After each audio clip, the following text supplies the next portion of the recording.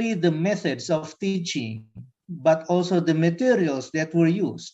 The materials were selected by teachers in collaborations with the local language activists, as well as local language maestros, including professional poets, writers, orators, philologists, and comedians. Students could choose any materials that they were interested in and worked closely with the teachers and facilitators from local language activists and professionals. Workshops on language and arts were provided under the close supervisions. After some time of learning the materials, local language festivals were held. This was meant as a forum to appreciate enthusiasm of students, teachers, school principals, and supervisors, as well as the intense involvement of activists and the offices of education at the regency or district levels. It was to our surprise, sorry. It was to our surprise that our initiative were warmly welcomed and celebrated. The participation was very high. There were more than 1 million students participated, thousands of teachers, school principals and supervisors, and activists took part in the events. We have learned from the experience that revitalization of local languages has its momentum. Learning from the above experience, then we formulated a more rigorous and detailed descriptions of the approach while looking at the possibilities of applying this approach to other languages. After some series of discussions, we come up with a conclusion that we will extend the initiative to include more local languages in more regions. For the year 2022, this year, we can only include 38 local languages in 12 provinces. The choice of the languages was based on consultation with local governments, local informal leaders, activists, and native speakers of the languages. The 38 local languages have different vitality status from safe to potential for extinction. Unlike the previous approach to local language protection projects that has been adopted by the agency, the new approach is more dynamic and holistic. It has the following characteristics. 1, it is more focused on revitalization. 2, intensive participations from native speakers. At home, we have parents. At schools, we include teachers, principals, and supervisors. And at the communities, we have local language activists, including professional writers and wider members of speech communities. Number 3, continuous learning and supervisions. So it's not like hit and run. And number 4, freedom to choose learning materials according to students' interest. Number 5, it is adaptive to local circumstances. And number 6, providing forum for appreciation. So this is what we call as the new approach to the protection of local language. And we are very hopeful that this initiative will become the stepping stone for our program. And we will continue working together with the local governments and also with the native speakers of the languages. And some of the local languages that we try to revitalize this year are located or are used, spoken in Papua, in East Nusa Tenggara, Maluku, North Maluku. So, and these languages have only small number of speakers. And as I said, we are very keen to learn from you, Janet. Thank you very much. I give the time to you, back to you, Uli. Thank you. Yeah, thank you very much for introducing yourself. Will you be with us until the end of the seminar, or do you have other business to attend? I'm afraid I'm not, because I will stay here until probably 9:15. Okay, yeah. I will be here for another half an hour. Yeah, I was asking just simply because, uh, uh, in that case, I would, give Jeanette the option to ask you some questions if you have some questions to ask Professor Jeanette. Yeah, I will listen first, right, to Janet. I'm very eager. Okay, very good. So Professor Jeanette, then we invite you, please go ahead with your presentation. And we have about 40 minutes, 45 minutes.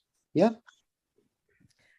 Thank you, Professor Uli and Professor Mudin. It's just a wonderful honour for me to speak to all of you who are here today.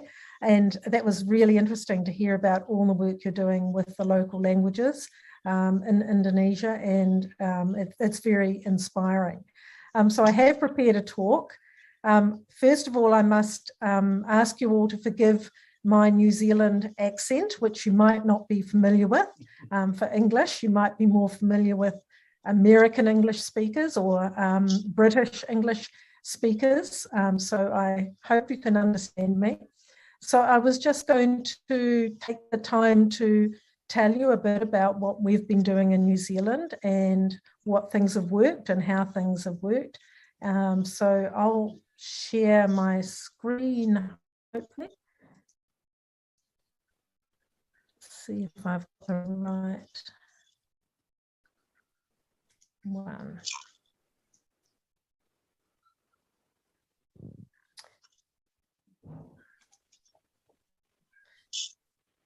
Right. So can you see my presentation, I think, up on the screen? Thank you. And thank you for the wonderful introduction, Professor Uli. We aren't actually so formal in New Zealand, so we often get called by our first name, so that's perfectly fine. What I want to talk and cover today is a bit about the background in New Zealand and with the Maori language, and then some of our main revitalisation strategies, and then finish off with a bit of an overview. And you're quite right, Professor Aminuddin, we often can learn from other situations, but when it comes down to it, every country, I find, is different in its own ways and has its own particular things that will work, but there are things that are often common between the different settings. So just a little bit of background, and I don't know whether I really need to do this, but I just wanted to have a map to show people where New Zealand is. And right to the edge of this map, or the globe that's shown, we can see Indonesia. It's not that far away from where we are in New Zealand. I don't know whether you can see, but that we have two main islands, and we aren't very imaginative in New Zealand. And so the names are the North Island and the South Island. They do have different names in the Maori language. And so we're a very, very small country, a population, quite different size. That's one of the differences between our situation and yours. We have a rather small population, and our Maori population is just over 15%. And in our latest census, we have about just under 200,000 people who say they can speak Maori. Now, actually, New Zealand, Aotearoa, we call it in Maori, is the last major landmass in the world to have been discovered by anyone. And Maori arrived here 1,000 years ago. So when you compare to Australia, where they think what people have been in Australia for 40,000, 60,000 years, and probably also in Indonesia as well. So my next slide I wanted to put up a picture of the Austronesian language family, because a lot of your Indonesian languages are also Austronesian languages. So we have this relationship with you. And as probably most of you know, the Austronesian language family covers a larger portion or part of the Earth's surface than any other language family in the world. So we have an awful lot of languages over a very wide range space. So Europeans, my ancestors, first discovered New Zealand just under 400 years ago, and just nearly 200 years ago we had European settlement starting. And actually in 1840 we had a treaty signed between the British settlers, the British Queen Victoria, and our local chiefs. And that's quite an important treaty because it gave protections to Maori people, protections that were not honoured initially, but are now more recently allowing some developments amongst Maori. It's important for me to mention this because in our country, as in many countries of the world, we have had settlers who have come, and their language, often English in our case, has overtaken and been very detrimental to the local language or languages. We had missionaries also from England who came a little bit earlier in the 1820s, and they took the Maori language, which was obviously spoken language, and they devised a spelling system and orthography. Maori has a very small number of phonemes in it, so it was not too difficult job to come up with an alphabet. And I know standardization of spelling can be a really important issue in other parts of the world, but not so much for us. So what we often talk about in language revitalization is language shift. And up until the end of the 19th century, all Maori spoke Maori, but increasingly throughout the 20th century, Maori people shifted to starting to speak English more and losing their ability to speak Maori. And two main reasons, I'm really giving a simple overview, but is the education system, which was in English, but also urbanization, particularly after World War II. A large number of Maori moved to the cities, and so they started to speak English. In the 1970s, we were very lucky to have had a survey undertaken where a government department over a few years went out and interviewed in Maori communities. Notice they mainly focused on the North Island because that's where most of the Maori population is. And they found, if you can see the little red circles, those are places where over 2/3 or more of the adults could still speak Maori, but all those black diamonds are where less than 2/3 of the adults in those communities could still speak Maori. And they also discovered that there were only really 2 communities where children were still being raised as speakers of Maori. And if we draw a line here between halfway in the North Island, we can see that most of those red circles where the majority of the community could still speak Maori was in the northern part, where most of the Maori populations are. So this survey became really important because it pointed out, because as you all probably know, that once children are no longer being raised as speakers of your language, then your language will die eventually. And so that's why I'm really heartened to hear what you were talking about, Professor Munadin, about your work in the schools and doing language revitalization, particularly focusing on the children, because that is so very important. So that's just a little bit of an overview, and now I'm just going to have a look through some of the different aspects where we have revitalised the language, and I'm going to start with education. And maybe many of you may have heard of our kohanga reo. Kohanga is the Maori word for nest, and reo is the word for language. And so I couldn't resist having an image of a nest and the bird feeding the little babies. So kohanga reo, our language nests, started in the early 80s, and that was a response to that language survey that had been taken. And elders in the Maori community thought, gosh, if we don't have children being raised as speakers, we need to start raising children as speakers of the language. So while it was a community initiative, it did have government funding right from the beginning, but it spread like wildfire. We had the first one opened in 1982, and within several years, we had several hundred around the country. Often these were set up in church halls or on marae, which are Maori meeting areas, and it really was a huge social movement, and a large number of children were involved. And it was, the rationale here is not hard to understand, because the older speakers were where the main competency or ability to speak Maori was. The idea was to have these older people in creches or in amongst childcare centres settings and speaking Maori to the children.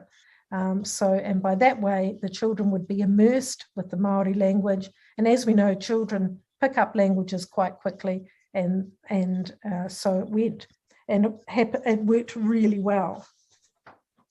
I've got some pictures here. Yes, this model of education has really gone around the world. And in fact, it went to Hawaii rather quickly, Uli, didn't it, with the Punana Leo. Started, I think, just a couple of years after, because I think one of our Maori language experts was visiting Hawaii and took the idea, and so it's soon set up there.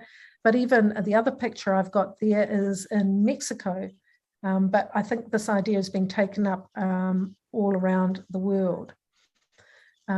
It's the sort of initiative that actually, although we did have government funding, you don't actually have to have government funding to actually set something like this up. You can set up childcare centres with speakers in small communities by yourselves. So it really went really well. But what happened was, when these children got to 5 years of age, which is the age where children start school in New Zealand, they quickly lost their Maori language once they were in the English dominant school system.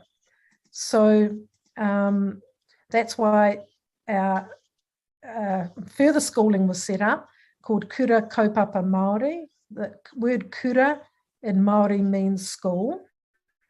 Kaupapa, it's a hard word to translate, but I guess philosophy might do in this meaning. So Kura Kaupapa Māori could be translated as Māori Philosophy School. So the first one set up in 1985. And I have to say, this was set up just by parents getting together and putting a school together on a local marae, Māori meeting area. Now around the country, there are 74, mostly in the North Island.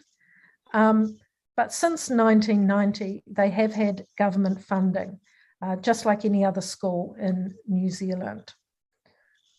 They run under their own particular philosophy. All the subjects are taught in the medium of Māori, except English. English is also taught in the schools.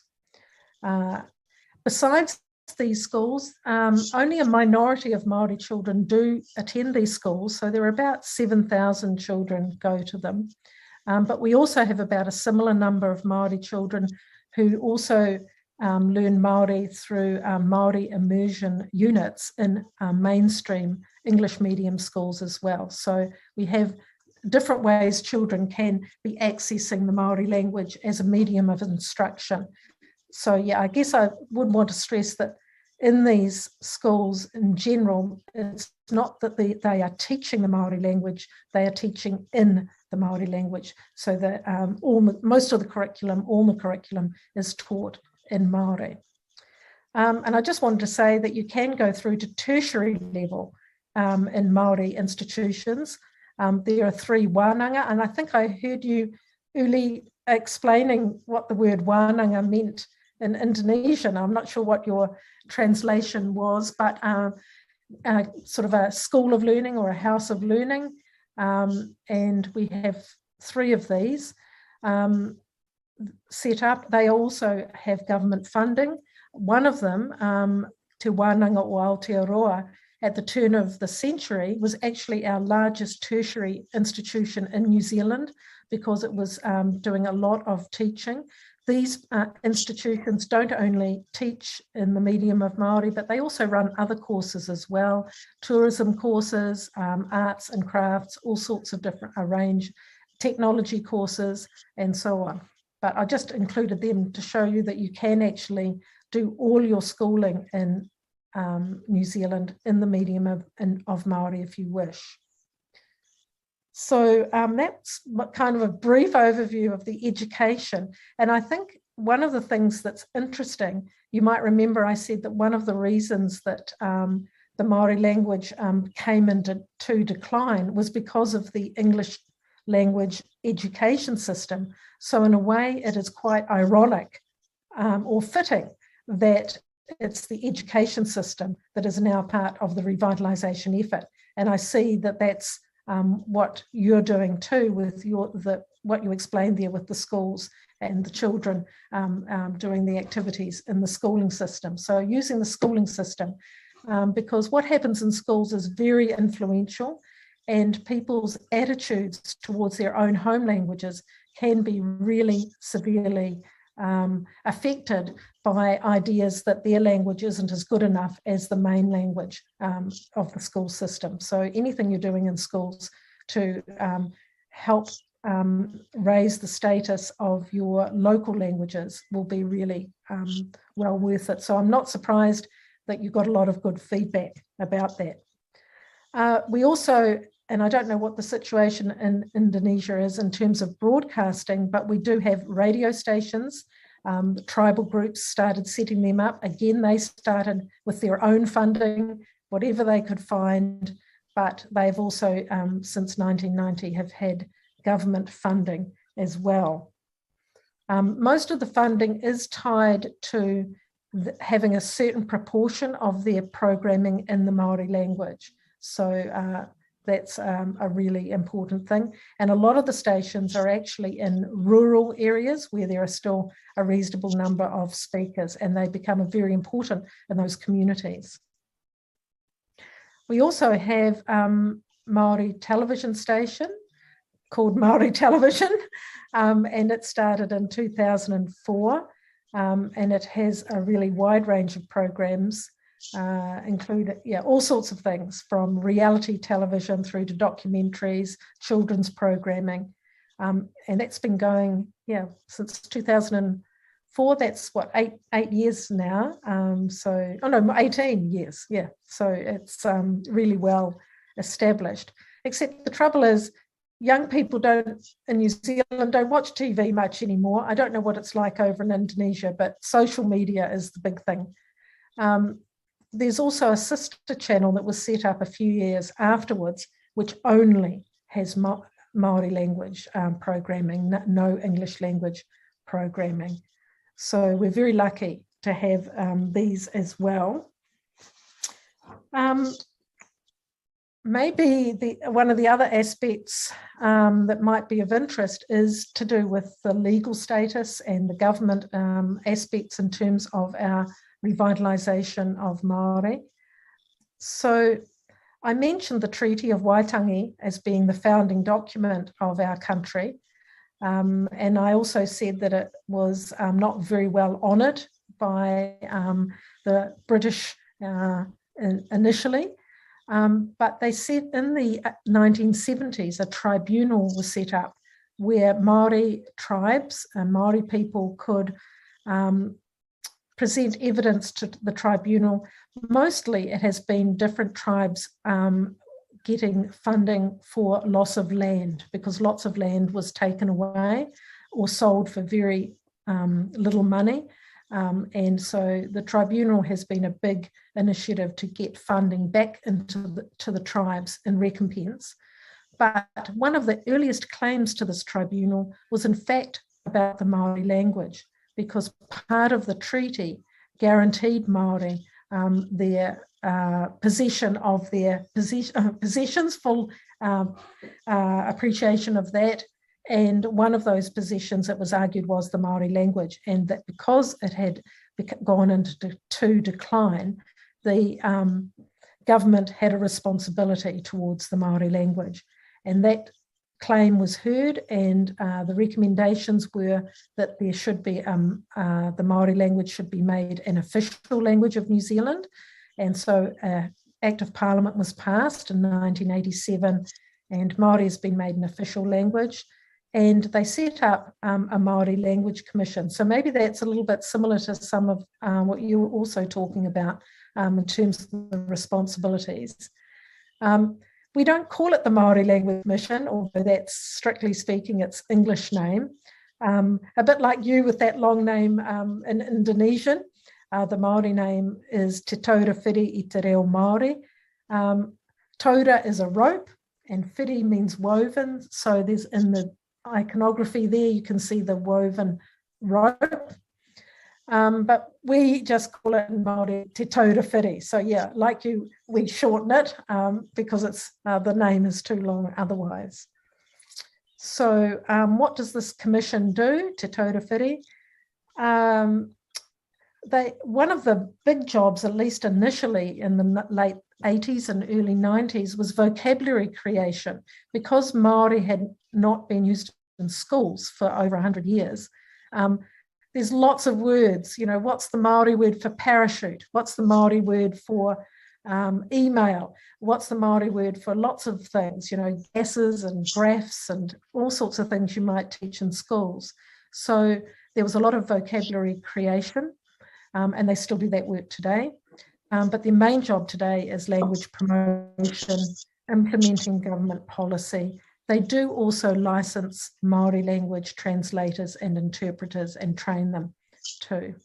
And there's a website there. And I think I took a screenshot from their website just yesterday.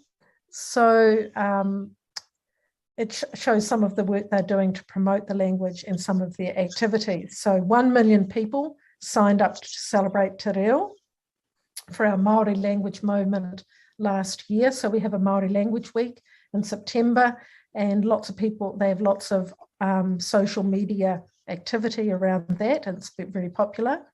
And we've got a statistic there that 84% of New Zealanders see Te Reo Māori as part of our national identity. So there's very high support and high positive attitudes towards the language.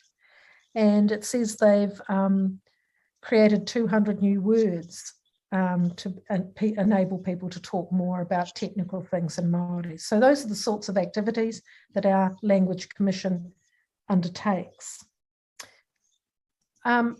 We've had another Māori Language Act passed in just a few years ago, and this one added a bit more to what the government was going to do with the language, and it set up two kind of supportive aspects, and using this icon of a Māori whare. I think I heard you, Uli, translating whare meaning house.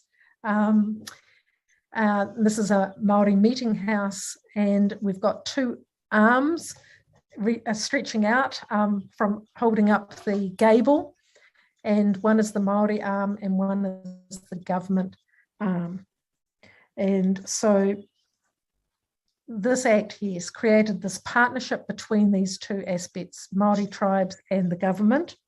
And I've got another one which perhaps shows it a little bit better. So there's funding for Māori tribal groups and other groups to improve the use of the Māori language in the home as a first language.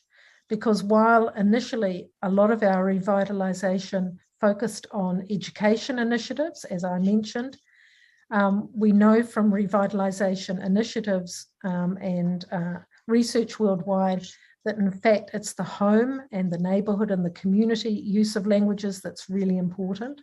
So there has been a focus in the last 20 years or so on encouraging and supporting people to use the Maori language in the home.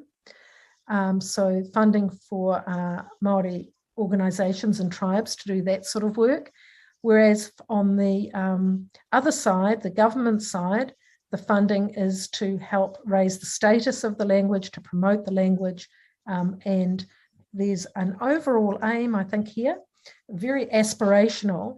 And remember I said, I think that's just, we have a population of about 5 million.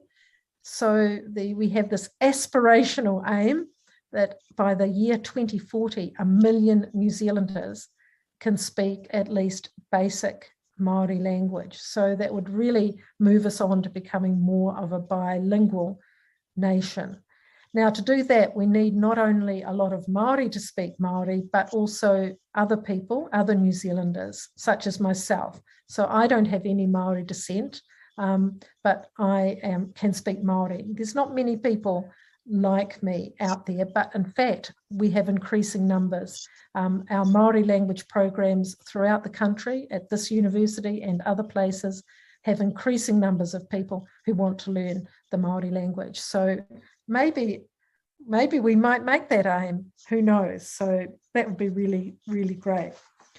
I just wanted to also just finish off by talking about tribal initiatives. So one of our major tribes in the South Island, you'll recall that most of what I've shown you is about the North Island. That's where most Maori live, but there are some Maori in the South Island, and the main tribe here, and that's where I am, they lost the language a long time ago. So they've had several generations where they have not had speakers of Maori. So they were the first tribe to think about what they could do to improve that. And they focused on the home, and their initiative is called Kotahi Mano Kaika, which means 1,000 homes. They want to have 1,000 homes in their area, tribal area, speaking Maori. And they started in the year 2000, and they've just got a couple of years to go. And so that's just one initiative that's quite well known because it started quite a while ago. But there are also quite a lot of other tribes who are also, once they have got funding through the Waitangi Tribunal as a redress for the government's taking away of land and other things. So a lot of them, once they get funding, they are using this to support language activities in their own areas and in all sorts of different initiatives. And what else? But yeah, just to also just talk about the wider society. As I mentioned, most New Zealanders see Maori language and culture as being a very important part of what it means to be a New Zealander. But even though most New Zealanders only know the meaning of about 70 Maori words, but so I'm kind of giving you a bit of a varied kind of picture here, but it's also the case that if you come to New Zealand, if you read newspapers here, if you watch television, English language television here, you will see a lot more Maori phrases and words being used by presenters and in news reports. So it's becoming more frequently used, and a lot of government departments are very much focused on their employees being more biculturally and bilingually competent. And I've just got a couple of little pictures here. Actually, as a New Zealander, if I go anywhere in the world and people know I'm a New Zealander, the first thing they often say is haka, or the All Blacks. They know about our rugby team, and I see you're nodding. And the big thing is that the team does a haka before they play an international match, and of course that's in Maori. So that has a high prominence, just even worldwide. But here's just a couple of signs I grabbed off pictures I grabbed off the internet about how Maori language is being incorporated on signage and in all sorts of places. But I did want to finish with what I started by saying is that our situation is quite unique compared to particularly where you are in Indonesia. How many languages did you say you had? But in New Zealand, Maori is our only Indigenous language. So it's much easier for us to focus on that language because we don't have to look at lots of competing, different groups. So I am really impressed that you are managing to work with some of your local languages because that's a really big thing. It would be easy to say, where do we start? But you've started, you've got some, and you're increasing that. So that's great. We also are fortunate, as I mentioned before, that we have an orthography that most people agree with, and so we don't have problems. There are some places, and I don't know whether you're one of them, where there can be a lot of arguments amongst people about how you write your language down. And I think we were also lucky to have that survey in the 1970s because you can live with the situation of having your language being lost, and you kind of see it, but you kind of don't. By having a survey, it really made people think, and particularly when they were told that there were only 2 communities where children were still being raised as speakers, and the knowledge that if you don't have children learning your language or speaking that language, then your language will die out. It's just a matter of time, until those people pass away. And we're also lucky because we have a founding document that gave Māori some rights, and that was the ability to lobby government for funding and other initiatives such as making Māori a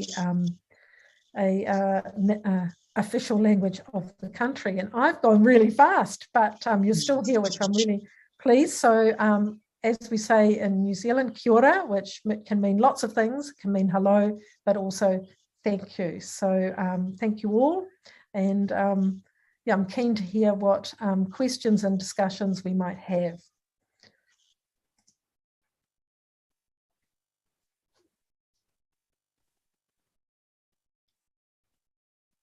Thank you very much, Jeanette, for your presentation. And I think that Saiful gave me a list of people who are supposed to ask or have the right to ask questions. And the first one on my list is Professor Multamia. Are you here?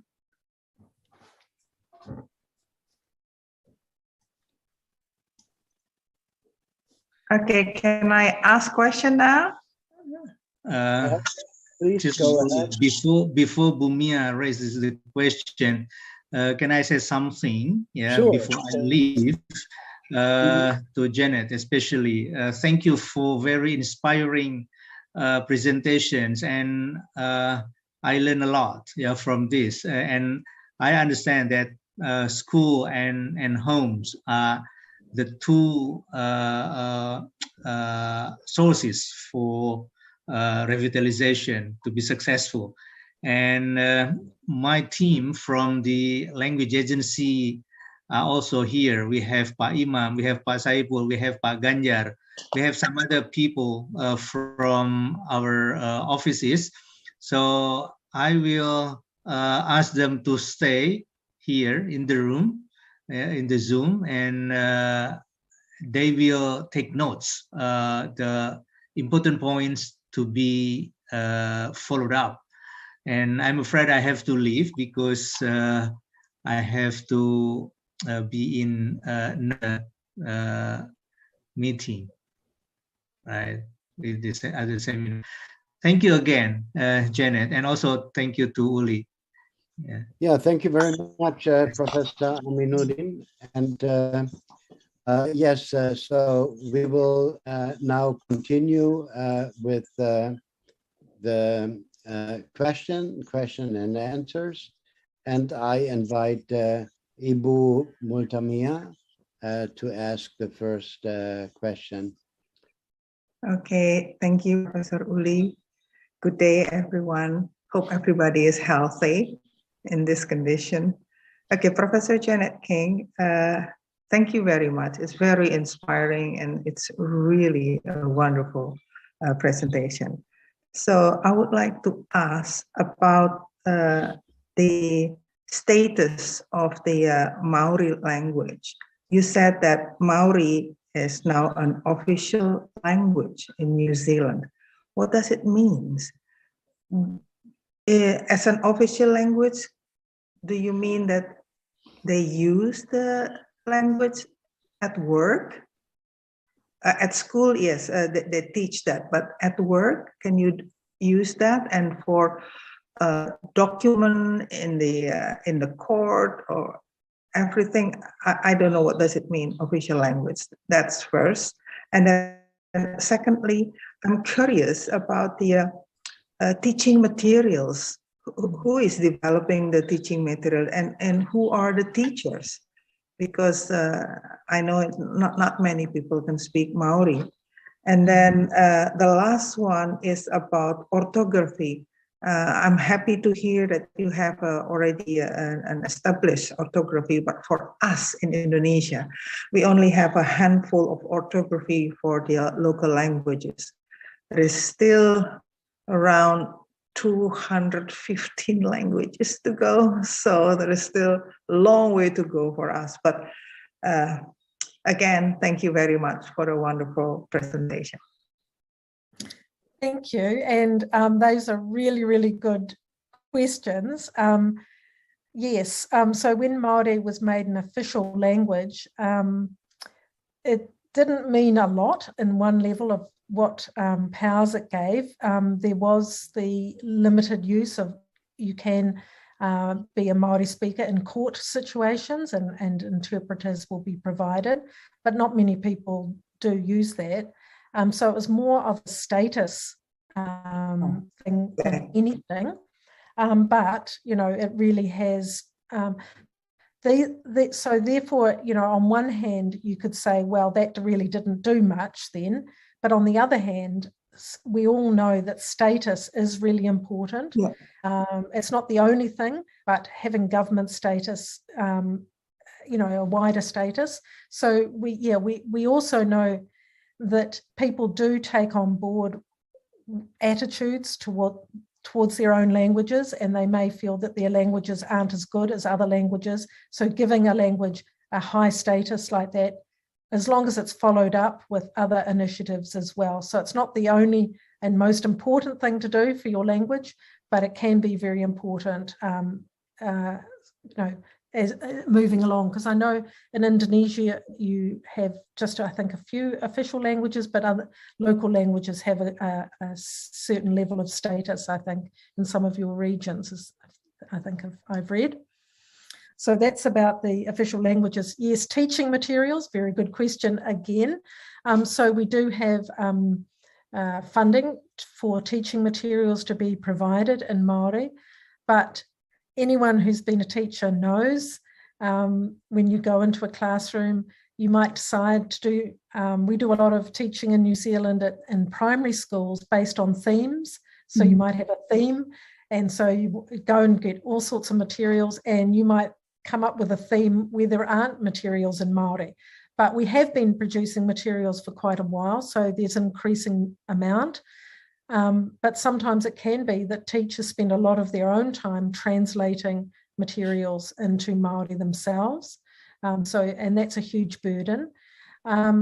You're also right, where do you get the teachers? So yes, a lot of people who do have proficiency in Maori are teachers. And people do get quite exhausted after a few years teaching in these environments because of the extra work that you end up doing. So it can be that people leave the profession quite quickly too. So these are ongoing difficulties, but we are, with the big resurgence at the moment for people to learn Maori, it's producing more people who have some of the capabilities we need to produce the materials and to do the teaching. So those are good questions, and really interesting to hear about your orthography as well, and that you've got all those languages that you've still got to go. So yes, so that's how that situation is very different for us here. Thank you. Those were great. Thank you very much. Keep up the good work. You too. Thank you, Professor Uli. Yeah, you're welcome. Yeah, so I would like to invite the next speaker, Dr. Johnny. Are you there?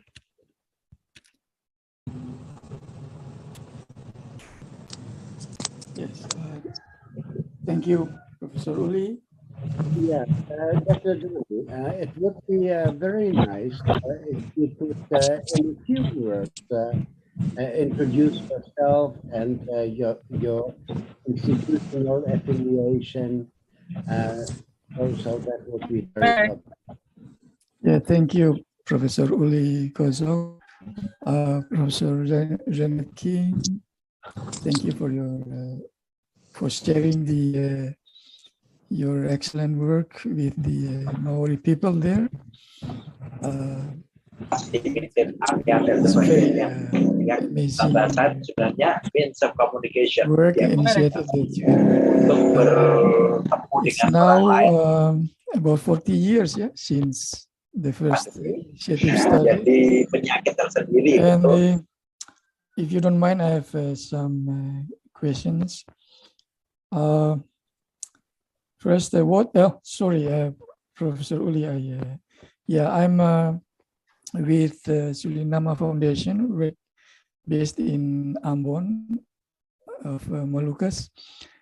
And for the last few years, I'm involved in doing mother tongue-based basic education, to starting from early childhood and early grades. So we're promoting also the use of mother tongue in educating, providing basic learning for the children. And so it might be at the same time, hopefully it might give impact in the language preservation as well. So I have a question also related to that issue. What is the language of instruction in the mainstream schools there? Is Maori also used as beside English as the language of instruction, especially for the Maori children, or you only set up schools separated from the mainstream or schools? The other question is, after 40 years now, how's the vitality condition of Maori among the speakers in the north and the southern areas? You divide on the map, you divide the areas between the areas, and you're showing the vitality condition. So how is it the progress now between the two regions? The other question is about the government funding. It looks like the government funding plays one of the important roles. So what would you think? How would it happen if the government didn't provide funds for the initiative? So maybe we could also learn from that case for Indonesia as well. So that are my questions. Thank you again for your great presentation, Professor Janet King. Yeah. Thank you. Those are really good questions too.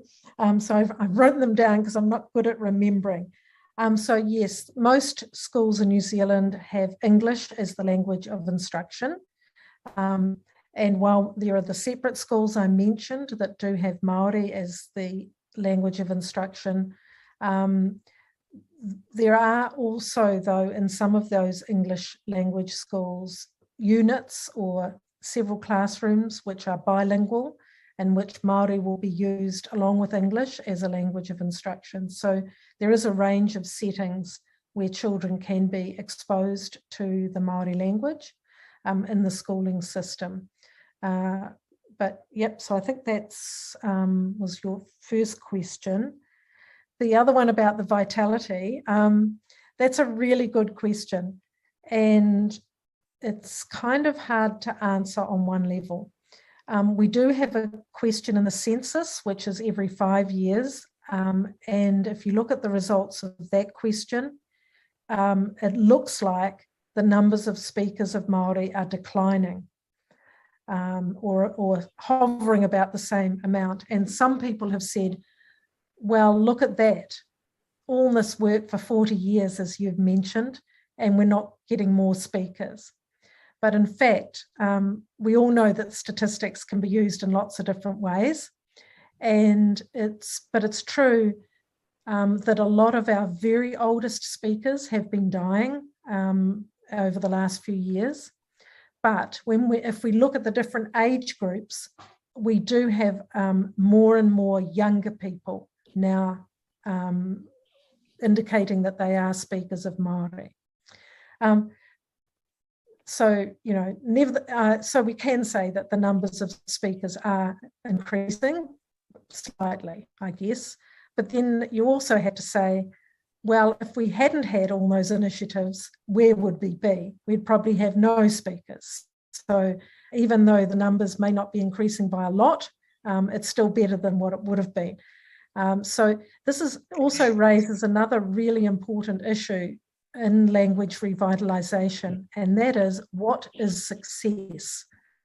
How do you define success, and who says what success is? And most of the people who write about this say that it should be the speakers of the language themselves who say what is successful and what is not. Because it's all very easy to look from the outside and say, why are we spending all that money on something that doesn't perhaps appear to be doing any good, when in fact it is doing a lot of good? So that's a really important point. So thank you for those questions. Government funding, what would we do if we didn't have government funding? It's also true in language revitalisation that some of the best initiatives come from the bottom up, from the people themselves.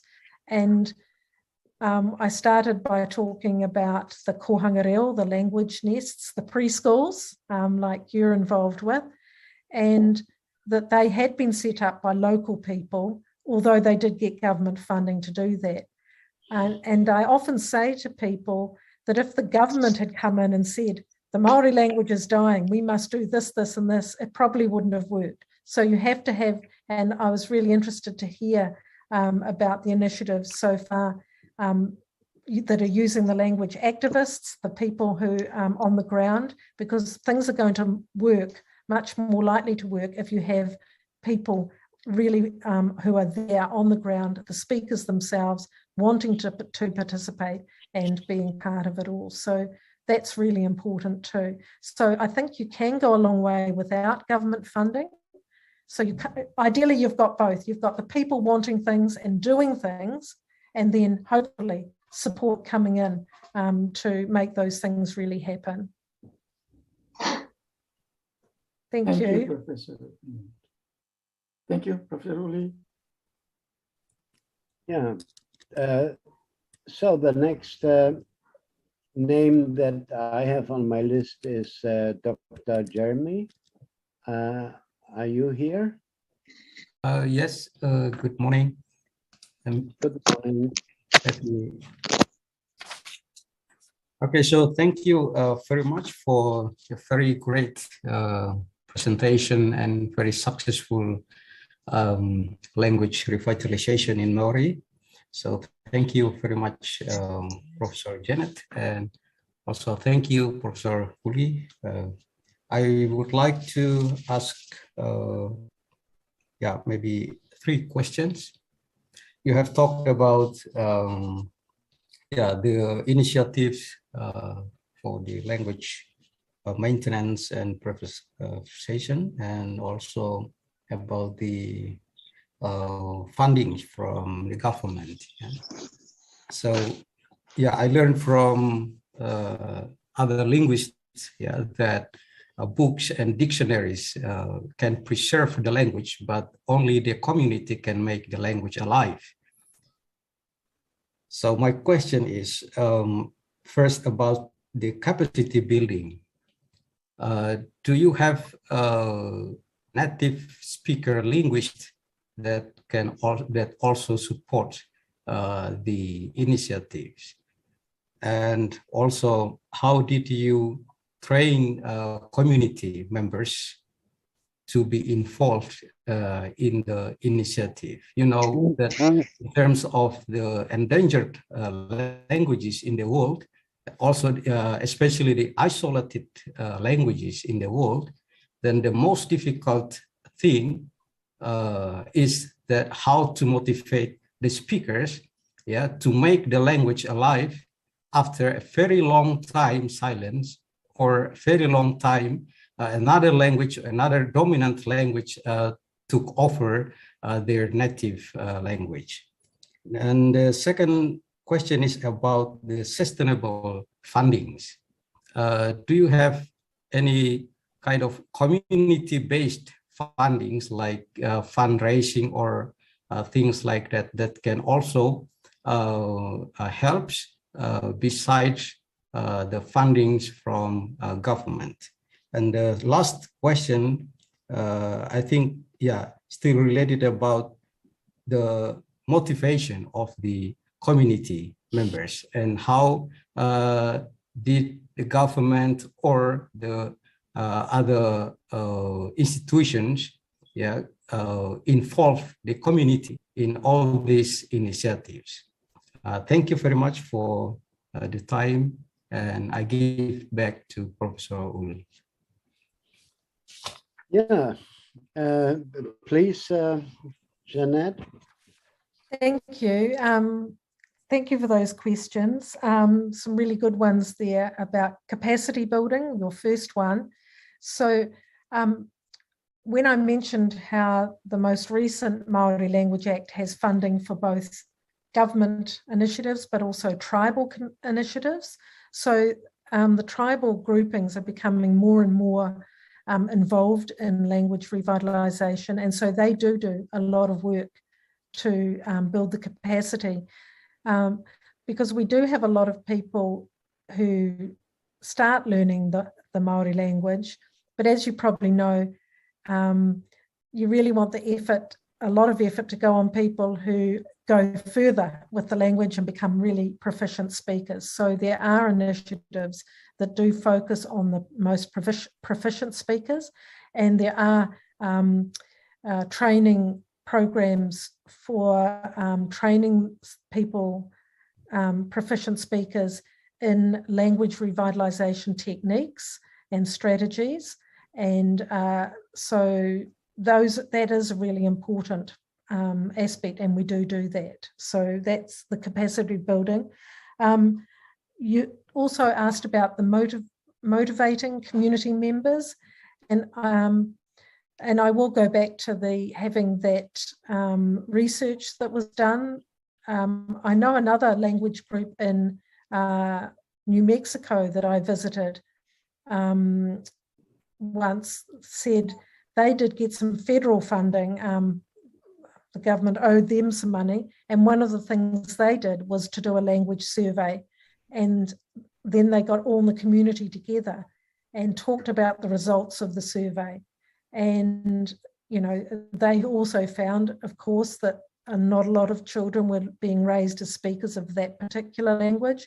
And that sort of information, if you can get a little survey done and then get the community together and get them to discuss the results and say, well, are we happy with this?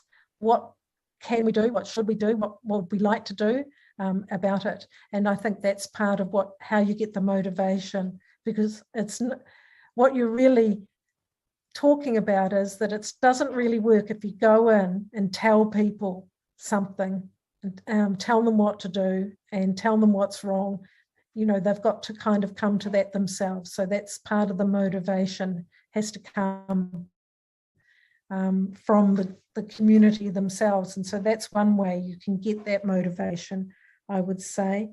I made some notes, but my writing's not very good, and now I'm not sure whether I've answered all your questions. Anything else?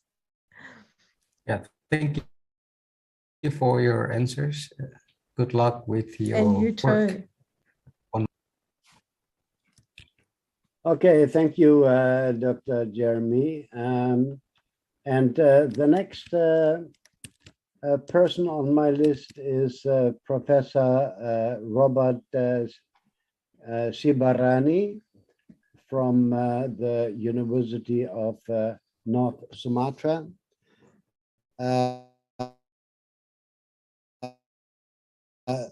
Robert and I, 1980s, we were students together at USU.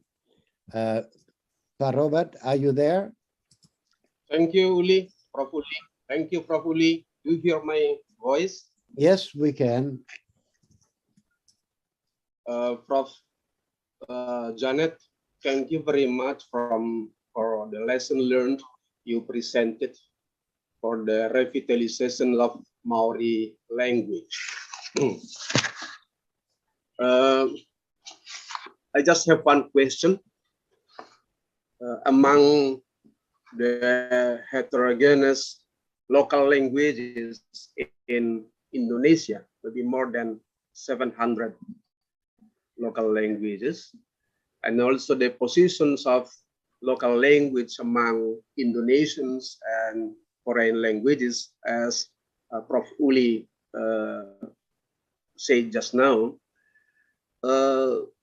What are the practical steps or the practical strategy you just say can give us to revitalize local languages in Indonesia? I think that's my question. Thank you. Thank you. I feel a little out of my depth here because your situation is so different with so many languages. But I think, like I said with the previous answer to Dr. Jeremy, I would be, you've got to get the community involved really and find people who are willing to work together and come up with strategies, things they want to do, things that are important to them to maintain their language and to ideally pass it on to children if they can in activities. Sometimes different cultural groups, it's easier because there are activities that involve intergenerational groups of people.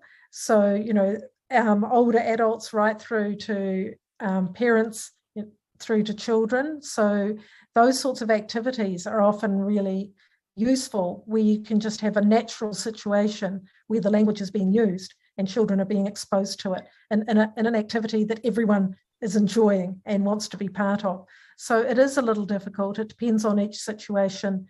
And I think people can do a lot of practical things. Is it possible to set up a little language nest, with some of the older people speaking the language to the children? The only thing you have to be careful about though, is that if you've got small children, you don't actually have to teach them the language. You don't have to get them to sit down. You just do things with them and use the language, cook some food or go fishing or do some activity that everyone can be part of. So I'm not sure whether you've probably got better suggestions and ideas yourself, I would imagine, but it's a really important question. And I think it relates to that previous question about motivating people in the community and getting them to work together. Thank you. Thank you, Janet. Thank you. I give back to Prof. Uli. Yeah, and I would like to invite Dr. Yanti.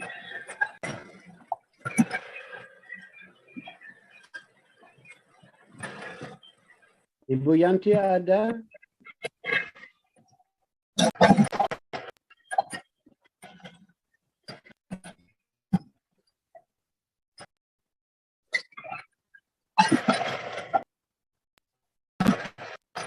So apparently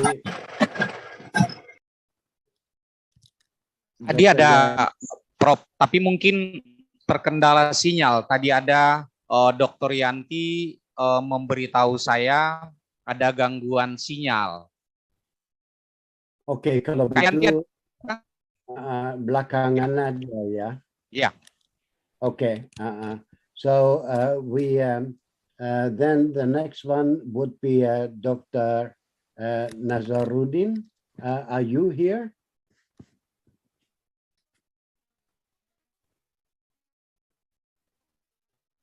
Mas Nazar. Tidak ada. Terlempar keluar dari Zoom sepertinya, Bang. Aduh. Okay. Okay. So if that is the case, then I have two more on my list here that I added. And the first one is Shafaruddin Marpaung. Yes, I am here. Okay, very good. Thank you very much for Prof. Uli Kojok and Janet King. My name is Shafaruddin Marpaung. I am from SMU Negeri 2 Tanjung Balai, North Sumatra. I don't know, perhaps my question have been conveyed by the speaker because the signal is not so good in my area, but I would like to convey my question. Can my speaking listen clearly? Yes. Okay, thank you. My first question, we know that Indonesia also has many vernacular language and most of them have been extinct or lost, rarely spoken by people. So from your explanation, what can be done by Indonesia to keep the vernacular language? What is the most action to be followed by Indonesia? Second question, from the language planning stage, what is the most difficult stage for New Zealand to revitalize or maintain Maori language? My question, I convey to Prof. Janet King. Thank you very much. Thank you. I think I heard those questions. So one was about languages that really have only a very few speakers left, if they have any. So